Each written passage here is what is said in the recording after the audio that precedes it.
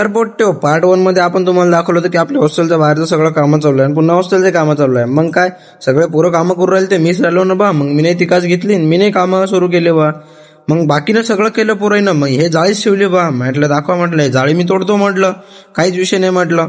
मग घेतले बा तिकास आणि लागलो कामाले. मग पोट्टे आले मदतीसाठी, पोट्ट्याने थोडीशी हेल्प केली. मग म्हटलं आता हे तोडा तर तोडा कसं, आपल्याजवळ तर काही होतं नाही बाई तोडाले.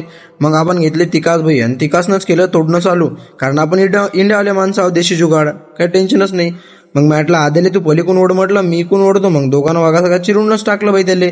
मग ते थोडंसं अजून खाली राहिली होती बा जाळी तोडायची, मग तेही तोडली. म्हटलं आता पण वरचं लोखंड कसं कापावं. मग तुम्हाला तर माहित आहे मी फिटरचा स्टुडंट. म्हटलं हॅक्झो आण म्हटलं प्रतीक. मग हॅक्झो आणली. मग हॅक्झोनं कापलं बा. हे आमच्या सर डोक्यावर हात देऊन बसले, यायले काय होत नाही म्हणे. म्हटलं सर तुम्ही टेन्शन नका घेऊ, मी करतो म्हटलं. मग ठीक आहे म्हणे बा, कर म्हणे. मग सर बसले. मग घेतले हॅक्झोर बा. मग केलं ना बाई, शेवटी त्याला कापूनच टाकलं पा.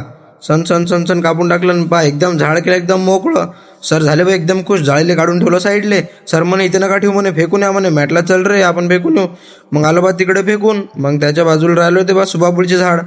म्हटलं आता कुऱ्हाड तर आहे नाही, आता आहे ना हॅक्झॉनच कापा लागन. मग हॅक्झॉनच कापलं रे बाई. हॅक्झॉवर पुन्हा पाणी टाकू टाकू कापला आपण. हॅक्झॉ खराब नाही झाली पाहिजे म्हणून. काय करता, आपल्याजवळ कुऱ्हाड तर नव्हती. मग हे पा पोट्टे हे आपली मजा उडून राहिली, होतच नाही म्हणे बा.